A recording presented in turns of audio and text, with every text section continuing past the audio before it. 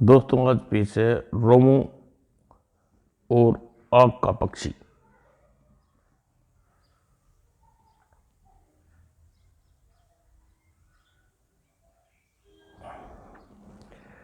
विकास hotel में विक्रांत और रामू।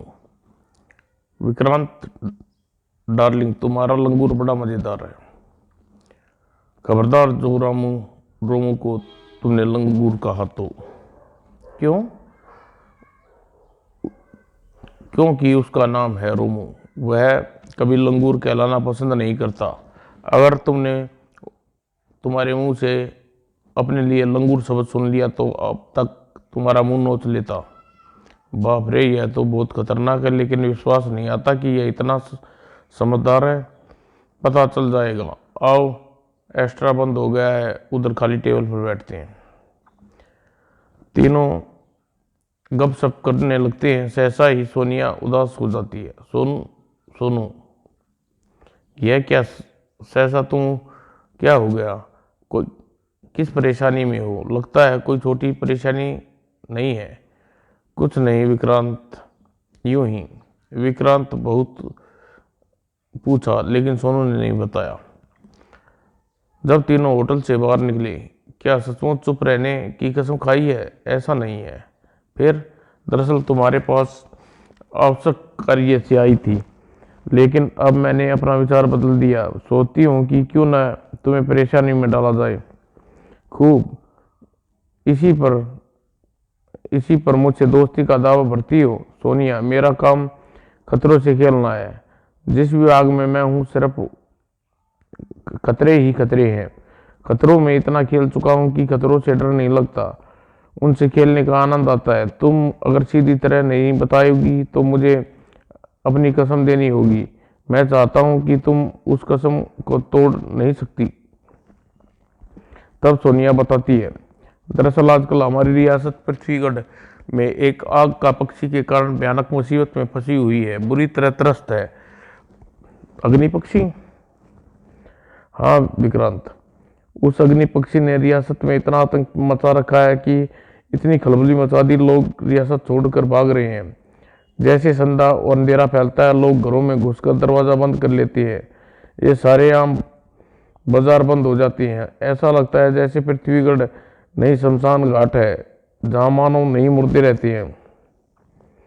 जब रामू ने नाचता ही रहा, अबे अभिमन्यु चक्रवर्ती, अबे मिथुन चक्रवर्ती के ताऊ बंद कर या डिस्को डांस चल।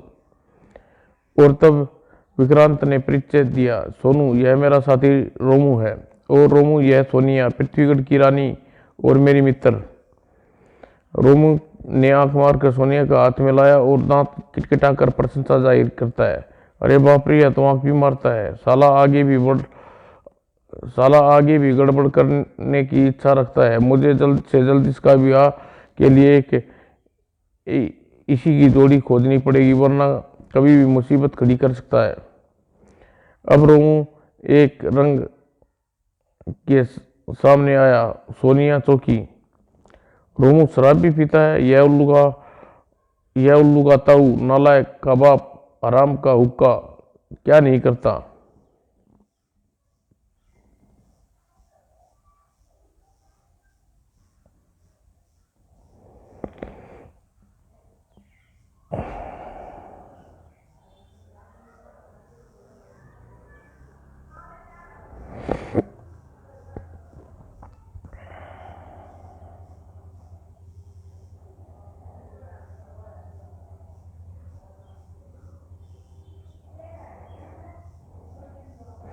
लगता है तुम्हें नशा अधिक हो गया। अच्छा अब आराम करो। यह बात नहीं है, जरा सा नशा नहीं हुआ, यह सत्यता है मैंने जो बताई है। तुम नशे की बात कर रहे हो क्योंकि इस आधुनिक और वैज्ञानिक युग में ऐसे पक्षी होना या उसकी बात करना मजाक समझा लग जाएगा, लेकिन यह सत्य है, सपना नहीं। मुझे विश्वास नहीं, तभी तो तुम पृथ्वीगढ़ के लिए लेने आई हूँ। मैंने कैसे कहूँ कि कैसे समझाऊं? अग्नि पक्षी पक्ष 15 ऐसे व्यक्तियों की हत्या कर दी है जो रियासत में प्रभावशाली थे, हमारे परिवार के भगत रहे हैं। विक्रांत सोच में पड़ गया। उसे सोनिया के बताई बात पर विश्वास नहीं हो रहा। क्या सोचने लगे विक्रांत? तो यह तो तुम्हारी सपने जैसी बात पर विश्वास को करने को जी नहीं चाहता, लेकिन क्योंकि तुम मित्र हो, मैं जानता हूं कि तुम झूठ नहीं बोल सकती, इसलिए मजाक भी नहीं समझ सकता। इसलिए चाहता हूं कि मुझे प्रारंभ से सब कुछ खुलकर बताओ। अग्नि पक्षी हत्या कैसे करता है? अब उसके बीच रोमू भी आ बैठा। तुम जानते हो विक्रांत, मैं डरपोक नहीं हूं। यह सुनकर आश्चर्य होगा और हैरत होगी कि वह पक्षी पंखों से अग्नि निकलती है, इसलिए उस अग्नि पक्षी कहा जाता है। वह पक्षी रोज रियासत में नहीं आता। 2-4 दिन बाद जब भी आता है तो पहले कस्बे का चक्कर लगाता है। सारे नगरवासी उस जलते पैर वाले पक्षी को देख देवी शक्ति मानने लगे। उसके बाद वह इमारत या दुकान पर बैठता है, उसमें आग लग जाती है। उसके अब तक दसियों मकान दुकान जला डाली, उनके मालिक को जलाकर मर गए। ये सभी हमारे राजधानी परिवार के गहरे संबंध रखते थे, हमारे परिवार के मित्र थे। उसे मार उसे मारने का प्रयास नहीं किया गया। पहले मेरे पति घमंडी सिंह ने किया था, उस पर अपने आदमियों की फायरिंग करवाई, परंतु पक्षी को कुछ नहीं बिगड़ा।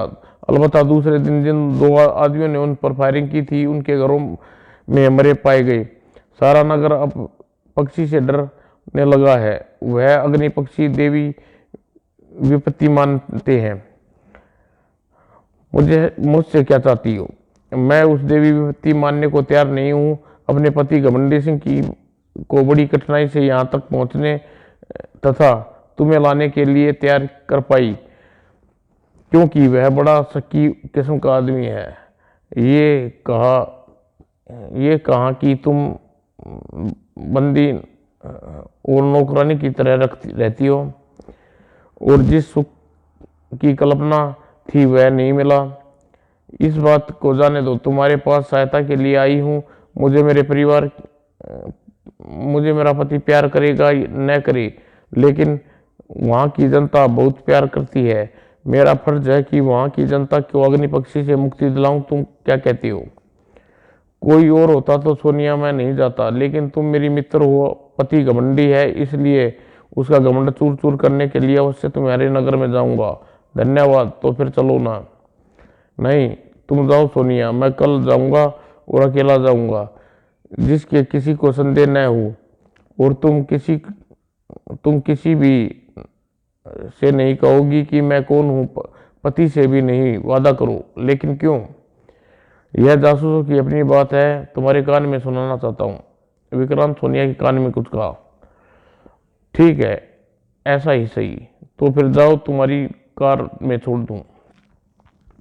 दूसरे दिन विक्रांत सोमू एक पुराने मॉडल की रंग बिरंगी कार जैसी कार में सजे धजे चल पड़े नगर की ओर।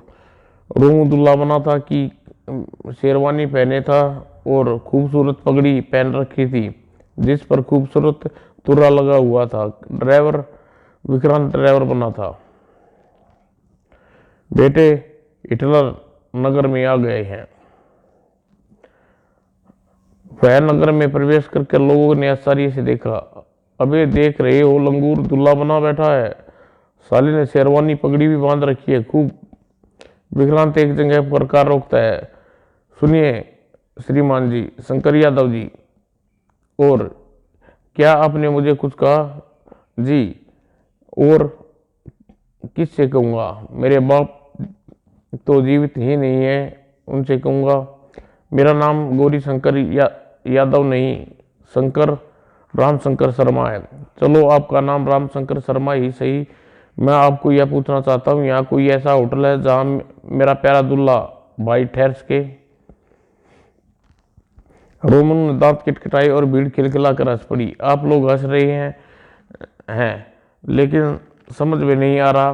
दरअसल क्या आप 508 दिन भयानक दौड़ धूप के बाद आपके इस लंगूर मित्र के लिए एक लंगूरी ढूंढ पाया हूँ, क्योंकि लंगूरी पर एक विलेन लंगूर की दृष्टि थी, इसलिए लंगूरी के स्वामी किसी दूर नगर में उसका विवाह रोमू यानी मेरे पीछे बैठे मित्र से करना चाहते हैं, इसलिए इस नगर में दोनों का विवाह कराने के विचार से बनाया है। सभी रोमू को सिगरेट का पैकेट निकाल कर मुंह में लगाकर जलाकर पीना शुरू किया। अबे या तो सिगरेट भी पीता है, कमाल का लंगूर है यार। आगे एक होटल है, राजवंश होटल, देखो शायद कमरा मिल जाए। वैसे आप दिलचस्प हैं जो एक लंगूर से विवाह इतनी धूमधाम से कर रही हैं। आप भी मित्र निमंत्रण है मिस्टर रायपुर जी, दावत के लिए अवश्य आइएगा। तभी वहां एक डरावना ठाका गूंजा, भीड़ सहम जाती है, भगदड़ मच जाती है, लोग इधर उधर भागने लगते हैं। विक्रांत चौंक कर देखता है, अरे क्या हुआ, तुम भाग क्यों रहे हो? भागते लोग चिल्लाए, भागो पागलाई है, भागो किसी की खैर नहीं। तब कार में बैठकर विक्रांत भयभीत लोगों के देखकर चौंका, इन्हें क्या हुआ? तब रोमू उछलकर विक्रांत के कंधे पर आ बैठा और आकृति पास में आई। पागल लड़की जिसे फटे कपड़े और एक सुंदर पहनावे से सुंदर थी, बाल बिखरे हुए थे, वही ठाका लगा रही थी। तुम कौन हो? तेरी मौत, हा हा हा। तब रोमू उछल कर डिग्गी में जा घुसा। मेरी मौत? अगर मेरी मौत इतनी सुंदर है तो मैं ऐसी मौत 1000 बार मरना पसंद करूंगा। तू इस शहर में अजनबी है, इसलिए रनों से नहीं जानता। हाँ अजनबी हूँ, अपने लंगूर यार की शादी कराने आया हूँ। शादी लंगूर की, हा हा हा हा। इस नगर में विवाह नहीं होते, जो करता है वो मारा जाता है। तू भी वापिस अपने शहर भाग जा, वरना अपने लंगूर के साथ मारा जाएगा। भाग जा, बच कर निकल जा बस्ती से, वरना तेरी खैर नहीं। तब पगली उछलती कूदती वहां से और ठाका लगाती हुई एक तरफ जाने लगी। विक्रांत आश्चर्य से उसे देखता रहा। रोमू भी उसके पीछे से देख रहा था। उसके बाद वह होटल राजवंश में जाकर ठहर गई। मुझे किसी तरह यहाँ महारानी सोनिया से मिलना चाहिए, वहाँ मुझे इस बारे में उचित जानकारी दे सकती है। जब महल में सोनिया लौटी, लो महारानी आ गई। आइए आइए महारानी जी आ गई, आपका इंतजार था। शराब पीते हुए लोग से घृणा से देखते हुए सोनिया ने पूछा, कहिए क्या क्यों परीक्षा थी? मैं हाजिर हूँ। आप जिस जासूस के पास गई थी, हाँ जिस आपने परिवार का मित्र बताती थी, सुना है वह बागड़ बिल्ली पृथ्वीगढ़ आने से मना कर दिया है। मुझे अफसोस है। मूर्ख औरत, मौत के मुंह से कोई नहीं घुसना चाहता।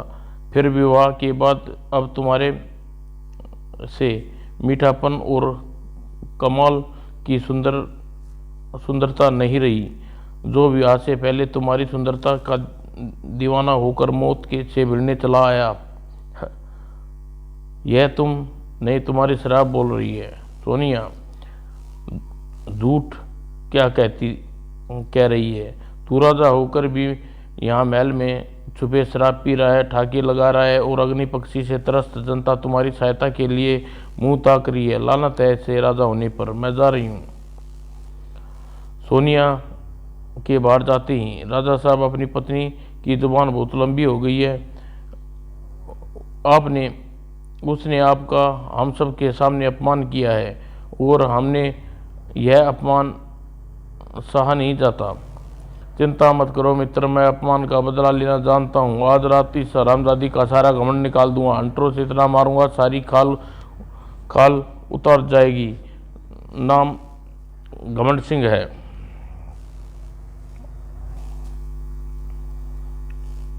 यह सब सोनिया ने सुना। तभी घबराकर सोनिया के पास एक दासी आती है। प्रणाम महारानी। तू कौन था? आपका फ़ोन है महारानी जी। मैं अभी आई। फ़ोन सोनिया पर। सोनिया। हेलो, मैं सोनिया। उधर विक्रांत था। मैं विक्रांत बोल रहा हूँ सोनिया। तुम कब आए विक्रांत? आज दोपहर को ही। होटल राजवंश में ठहरा हूँ। याद रहे कि यहाँ अपने लंगूर का विवाह कराने आया हूँ, लेकिन मेरे लंगूर रोमू के बारे में तुम किसी को नहीं बताओगी? नहीं बताऊंगी, लेकिन तुमसे मिलना चाहती हूँ सिरदी।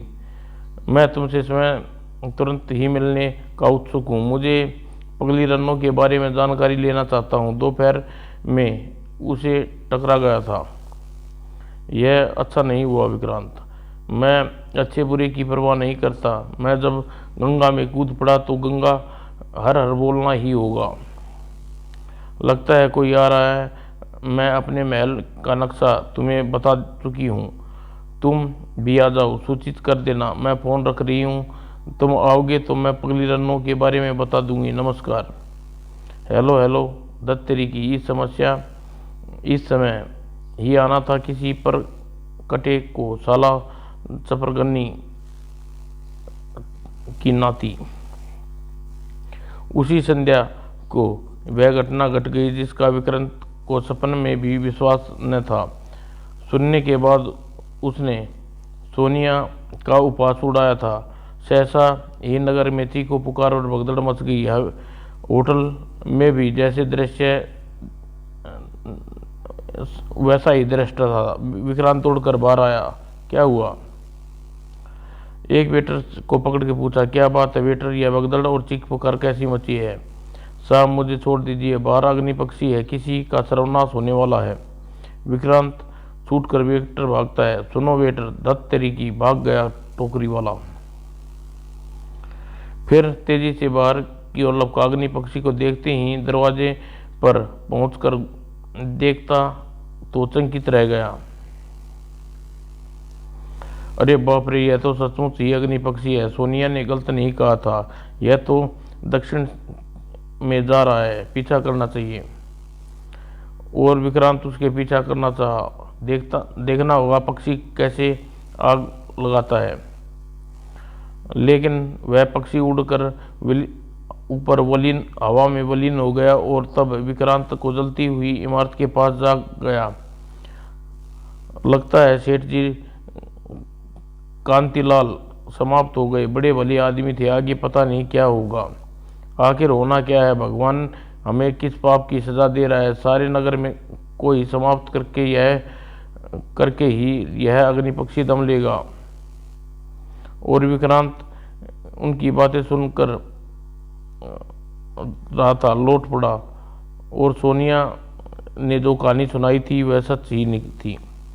रात्रि 10 बजे जब पूरे नगर मौत के सन्नाटा छाया था तो घर से बाहर निकलने का भी किसी में सांस नहीं था। विक्रांत रामू होटल खिड़की के रस्सी से नीचे उतर रहे। रामू विक्रांत के पीछे चिपका हुआ था।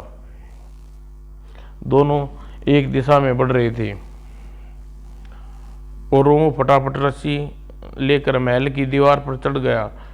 उसने एक कंजूरे में फंसा दिया, रस्सी नीचे लटका दी।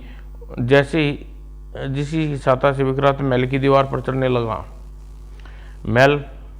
उस महल में अपने मित्रों को विदा करके, क्योंकि जैसे ही उसे पता लगा कि पक्षी सेठ अग्निलाल का मकान जला कर राख कर दिया है, वैसे ही घबरा गए और इस बात के कारण शांत हो गया। महल के गार्डों ने उसे राइफल के साए में उसके घरों में पहुंचा दिया और नशे में धुत घमंडी सिंह हाथ में हंटर सोनिया के कमरे का दरवाजा खटखटा रहा था। चीख पुकार रहा था, खोलती क्यों नहीं दरवाजा रामजादी? क्या किसी यार के कमरे में छुपा रखा है? भीतर से पीठ सटाए खड़ी सोनिया घबरा गई। मैं दरवाजा नहीं खोलूंगी। तुमने शराब पी रखी है, सवेरे मिलना। यह बात है कुतिया। अभी ले, मैं दरवाजा तोड़वा डालता हूँ। कहता हूँ खोल दे, वरना तेरी जिंदगी का आज अंतिम दिन है। और सोनिया ने दरवाजा खोला। ठीक है, अगर तुम यही इच्छा है तो मैं दरवाजा खोल देती हूँ। मेरी हत्या से तुम्हें संतोष है तो मुझे मार डालो, मैं तुझे जीवित नहीं छोड़ूंगा। तू बड़ी विद्वान बनती है और मेरा और मेरे मित्रों का अपमान करती है। मैं बताऊंगा अपमान का बदला कैसे लिया जाता है। यह हंटर तुझे सिखाएगा और सदा पैरों की जूती रहती है, सदा पैरों की जूती रहेगी। यह आप अच्छा नहीं कर रही। सही राह दिखाना अपमान नहीं। जवान लड़ाती है रामदादी, हमें सही राह दिखाएगी। सही राह तो अब तुम्हें दिखाऊंगा। ले झेल एंटर की मार। और कमरे में बिजली चली गई और अंधेरा हो गया। कौन है, कौन है, कौन है, मैं पूछता हूँ कौन है। अरे नुकीले पंजे, मेरा मुंह नोच डाला। थप्पड़, यह तो कोई जानवर है, बचाओ बचाओ, मार डालेगा। तभी एक गूंजती चीख आवाज सुनाई दी, तेरा अंतिम समय आ गया घमंड सिंह, मैं तुझे जीवित नहीं छोड़ूंगा। अरे यह तो जानवर बोलता भी है, बचाओ। और जब पुनः प्रकाश आया तो उसका चेहरा नाखूनों से पड़ा था और वह विक्रांत ने प्रवेश किया। विक्रांत तुम? हाँ मैं। इधर मैं समय पर न पहुंचता तो घमंडी सिंह तुम पर पता नहीं कितना जुल्म डालता। यह तो मेरा भाग्य है विक्रांत। यह आदमी नहीं कसाई है। यह पिटाई की मेरे लिए पहली रात नहीं है। न जाने कितनी ऐसी रातें मैंने कितनी भोगी हैं, लेकिन यह सब कैसे हुआ? बड़े साधारण से तरीके से मैंने स्विच ऑफ कर दिया और रोमू ने तुम्हारे पति देव के ऊपर आक्रमण करके उसे नशा उतार दिया। रोमू कहाँ है? रोमू किलकारी भरते हुए वहाँ आया। अब तुम्हारे पति तुम्हें कभी तंग नहीं करेगा। और घमंडी सिंह के कमरे में पहुंचकर वह बेहोश था। सब लौट कर अपने आप वहाँ कुर्सी पर बैठे और बातें होने लगी। रानी सोनिया रोमू को का धन्यवाद किया, उसने उसे बचाया, उसकी रक्षा की। तब हाँ तो अब मैं पूछने आ रहा था सोनिया, पगली रन्नू कौन है और वह उससे भयभीत क्यों रहते हैं? उसे देखकर सब भाग क्यों जाते हैं? मैं फोन पर भी कहा था कि उससे मिलना तुम्हारा अच्छा नहीं हुआ। यह मेरे प्रश्न का उत्तर नहीं। तुम जानती हो कि मैं जासूस हूँ। उत्तर में मैं कहूँगी जिस दिन वह दिखाई दी जाती है उस दिन अग्नि पक्षी अवश्य प्रवेश करता है और किसी न किसी का घर जलता है और किसी की हत्या होती है। इतना ही नहीं, उस परिवार का सारा कीमती जेवर पूंजी चोरी हो जाती हैं। जेवर और पूंजी, यह तुमने पहले नहीं बताया था? भूल गई थी, यह बताना भूल गई थी, क्षमा करो। तुमने तो एक बात सिद्ध है, किसी संगठित लुटेरे गिरोह का कार्रवाई है। वैज्ञानिक प्रगति से लूटता है और इस पगली का कहीं न कहीं जाने वाले रन्नो भी है, लेकिन वह पक्षी लोगों को उसे देवी प्रकोप मानते हैं। सब चलता है इस युग में। कंप्यूटर युग है, नौकरों का कार्य कंप्यूटर करते हैं। वैज्ञानिक युग है, कोई आश्चर्य की बात नहीं है। बताओ पगली रन्नो कब देखा गया और कब नगर में आई? वह तो पैदा ही इस नगर में हुई थी। बचपन से खेलती वह गरीब लड़की जो माँ के मर जाने के बाद पिता के साथ बड़ी हुई, इतनी सुंदर थी कि नगर के भर में आंखें इसे जोती तो उसके रूप पी जाना चाहती थी। रन्नो के पिता महल में नौकर थे। एक दिन रात हमारे महल में कार्य में लगे रहता। कहते हैं उसके पिता ने रन्नो का विवाह एक मल्ला जाति के युवक से तय किया था जो पढ़ लिख कर अच्छे ओहदे पर जाने वाला था। रन्नो स्वयं मल्ला थी, लेकिन क्या हुआ? खामोश क्यों हो गई सोनिया? लेकिन विवाह के 2 दिन पूर्व रन्नो का अपहरण कर लिया गया और उसे इतनी बुरा सलूक किया गया, बता नहीं सकती। जब वह लौटी तो उसका सब कुछ लूट चुका था। विवाह के दिन निकल चुका था क्योंकि वह वापस घर न आ सकी। बारात आई और लौट गई।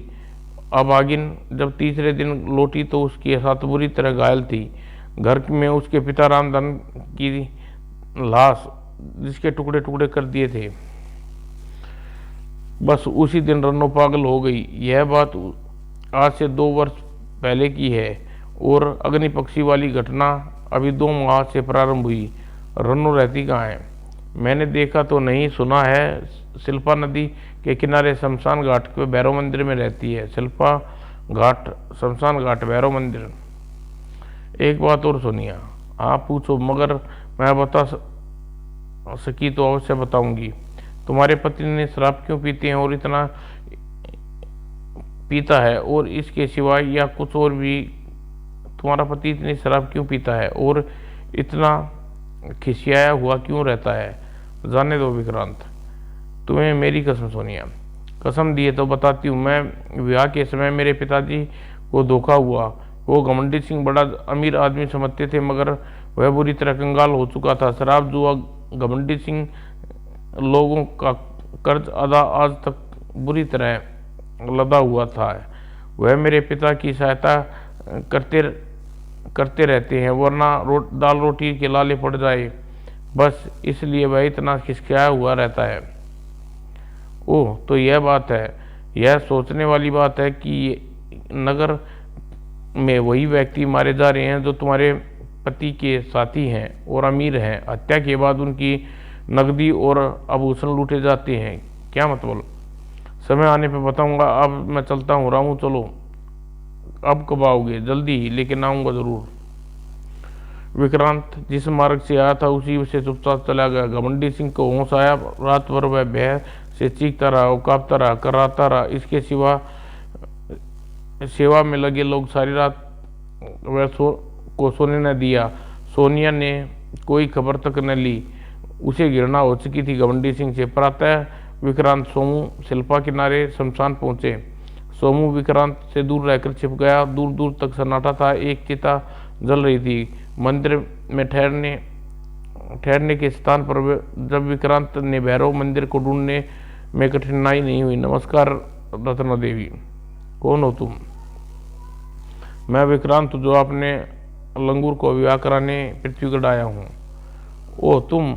लेकिन तुम मेरे पास क्यों आए हो? मैं कहती हूँ जिससे विवाह पृथ्वीगढ़ में होना है वह मारा जाएगा।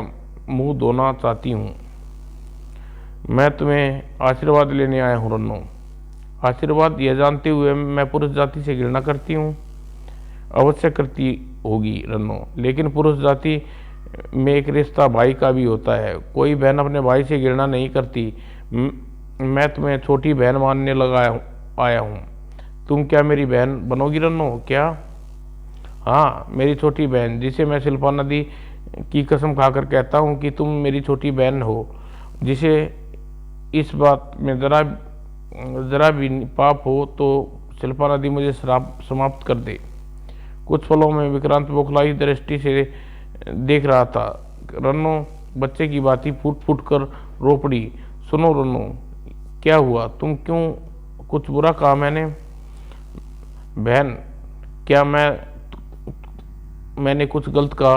अगर गलती हो तो मुझे भैरव बाबा की कसम खाता हूँ। नहीं भैया, इतना ही बहुत है। मैं खुशी से पागल हो गई थी। मुझे कोई बहन कहने वाला है। यह बहन और भाई के लाखों जान कुर्बान। मेरा भैया हजारों उम्र हो, वर्ष हो। और वह खुशी से फूट फूट कर रो पड़ी। विक्रांत उसे गले लगा लिया और सिर पर हाथ फेरता हुआ बोला, मैं तुम्हें अपने साथ ले चलूँगा बहन। मैं अच्छी स्त्री नहीं हूँ भैया, मैंने पाप किए हैं और हाथ जोड़ती हूँ। क्यों अपमान कर रहे हो? भोजन बनना चाहते हो? विक्रांत उसे किसी प्रकार मना लेता है और एक पेड़ के चबूतरे पर बैठकर पूछता है, पिछले जीवन के बारे में बताने के लिए तैयार कर लेता है। रन्नो बताती है, विवाह के 2 दिन पहले मैं जे घमंडी सिंह के आदमी महल से उठा ले गए। तब मैं घमंडी सिंह का विवाह नहीं हुआ था। जब घमंडी सिंह के पास ले जाया गया तो 15 आदमी मौजूद थे। वे सभी घमंडी सिंह के मित्र थे जो शराब पी रहे थे। वैसे मैं पहले बार घमंडी सिंह छेड़ चुका था। लेकिन मैंने सदा उसकी उपेक्षा की।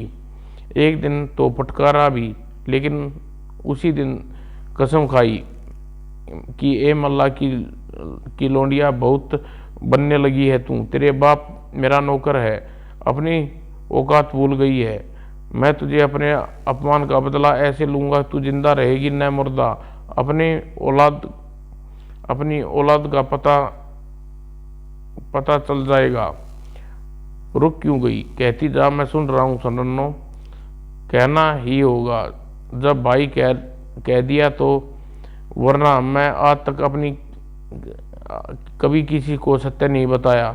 भैया, उस रात मेरे अभागा और सबसे बड़ा अपमान की रात थी। कहर सिंह और कयामत की रात थी। सीता, सावित्री और गंगा के समान अपमान की रात थी। मैं जीवित कैसे, मैं स्वयं नहीं जानती। शायद बदले की भावना ने मुझे इतने घनौने अपमान के बाद भी जीवित रखा। मुझे तुम्हारी हर बात पर विश्वास है बहन। वह ठंड से थराती हुई रात थी और मेरे तन पर कपड़े नहीं थे। उस रात घमंडी सिंह ने मुझे हंटर से मारा और कहा, चल कुतिया, आज तू अपनी औकात में आ। चल कुएं पर इसी दशा में पानी खींच। और विक्रांत क्रोध से पागल हुआ जा रहा था। फिर क्या हुआ? मुझे पानी खींचना पड़ा। पीठ पर हंटर पड़ते रहे। मैं आधी रात तक बिना रुके पानी खींचती रही। कई बार तो थक कर गिर पड़ी, मगर जल्लाद मुझे मारता रहा, गाली देता रहा, मुझे पानी खींचता रहा। अंत में मैं बेहोश होकर गिर पड़ी और स्वयं अपने कक्ष में उठा लाया। मेरी आंख खुली तो मैं हाथ चौपाई पे बंधे थे, चित्त लेटी हुई थी और बस बस बस बस आगे मत कहो, वरना मैं पागल हो जाऊंगा। घमंडी सिंह आदमी नहीं, राक्षस है। मैं तुझे इंसाफ दिलाऊंगा।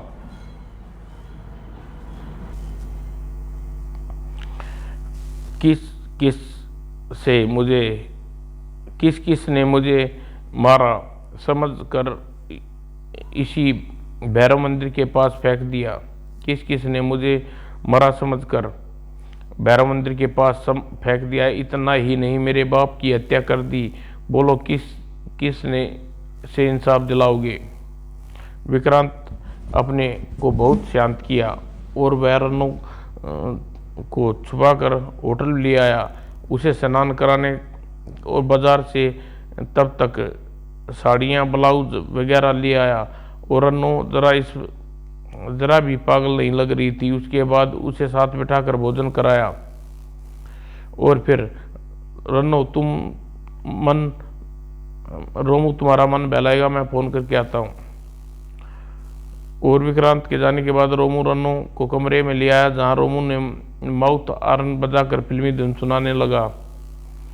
कुछ देर बाद विक्रांत लौट आया और रन्नो से पूछा, एक बात बताओ रन्नो, लोग कहते हैं कि तुम्हारा संबंध अग्नि पक्षी से है, क्या यह सच है? जो हत्याएं हैं उन्हीं जिन्होंने तुम्हें अपमान किया था।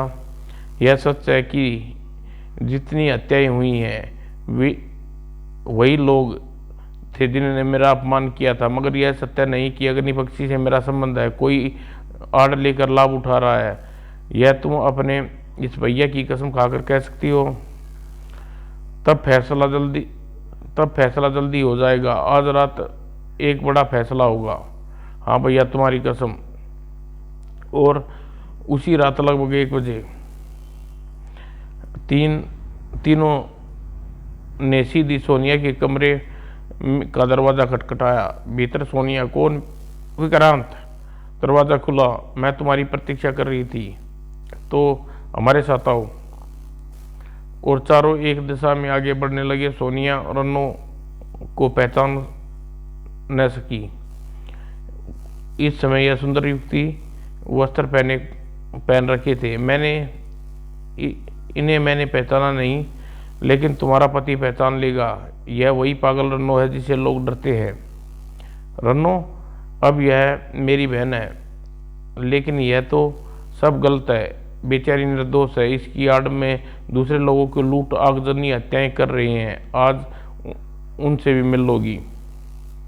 लेकिन तुम मेरे पति के कमरे की तरफ क्यों जा रही हो? क्योंकि आज उन्हें खुलकर मिलना चाहता हूँ। सोनिया डर गई। विक्रांत घमंडी सिंह के कमरे के दरवाजे पर दस्तक दी। भीतर से आवाज आई, दरवाजा खुला है, आ जाओ।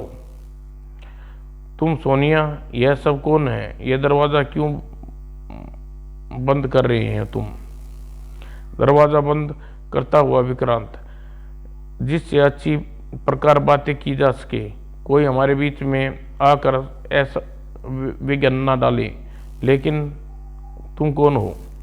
वही जासूस विक्रांत जिसे तुम्हारी पत्नी लाई थी, लेने गई थी जब तुम नहीं चाहते थे कि मैं यहाँ आऊँ। लेकिन सोनिया ने बताया तो नहीं। मैं नहीं आ सकता। ऐसा कहने पर ही किया तुमने मुझ पर वार न कर सकूं। क्या मतलब? बताऊंगा, पहले इससे परिचित करा दूं। यह रामू है जिन्होंने कल जूतम पट्टी की थी। इसकी सुंदर दशा इसके लंगूर महोदय की मारपीट का परिणाम है। क्या? और यह पहचान इसे? घमंडी सिंह ने घूर कर देखा, सिर हिलाते हुए। नहीं रन्नो, पागल रन्नो।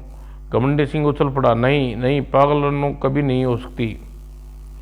मैं ही हूँ घमंडी सिंह कुत्ते। मैं ही रन्नो हूँ जिसने तुझ और तेरे साथियों ने जुल्म किए थे।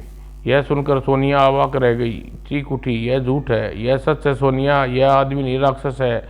इतना ही नहीं, इस पागल रन्नो की आड़ में उस साथियों की हत्या कराता रहा जिसने रन्नो परेशान किया। इसके साथी थे क्योंकि इसकी पोल खोल देने के लिए घबराने लगे थे। यह झूठ है। सूअर के बच्चे, आज मेरी पीठ पर एंट्रो की मार के निशान मौजूद है। सहसा वह दीवार पर टंगी बंदूक की तरफ झपटा। रोमू तैयार था। उसने उछाल मारी, घमंडी सिंह पर आक्रमण कर दिया। घमंडी सिंह बौखला गया और पीट गया। फिर क्या था? विक्रांत ने उसे दबोच लिया और बंदूक उठा रहा था। कुत्ते, बोल, तूने रन्नो के साथ पूरा सलूक किया या बोल? हाँ, मैंने सब किया था। यह भी बोल कि सारी हत्याएं तेरे इशारे पर हुई है। अग्नि पक्षी तेरा है। थोड़ी देर की पिटाई के बाद उसने सब उगल दिया, जिस पर सोनिया अवाक रह गई। घमंडी सिंह के संकेत से ही महल के पिछले सुने हिस्से में भूमिगत तहखाने में छापा मारा। विक्रांत अपराधी वैज्ञानिक तुरंत ही गिरफ्तार कर लिया और उन्हें गिरफ्तार करके जब पुलिस स्टेशन लाया गया तो घमंडी सिंह ने स्वीकार किया ये दोनों पार्टनरशिप के तहत यह लूट खसोट और हत्याएं करते थे। उन्होंने एक कंप्यूटर किस्म के पक्षी बना रखा है जिससे अग्नि की गैस होती है उड़ने की क्षमता उन्होंने विमान विधि से की तथा यह तिरंगे पर चलता है। जब पक्षी उड़ता है तो तो गैस जलती है और लोग भयभीत हो जाते हैं। यह पूछे जाने पर मकान पर कैसे आग लगती है तो उसने बताया वह पक्षी फास्फोरस बम फिट होते हैं जिसे मकान में गिराता है और मकान जलकर राख कर देता है। फिर कोर्ट ने फैसले के दिन इन दोनों मुजरिमों को ताजीरात हिंद दफा 302 के अंतर्गत इन्हें फांसी पर लटका रहने की सजा दी जाती है तब तक इनकी मौत ना हो जाए और उन्हें फांसी पर लटका दिया गया। समाप्त दोस्तों।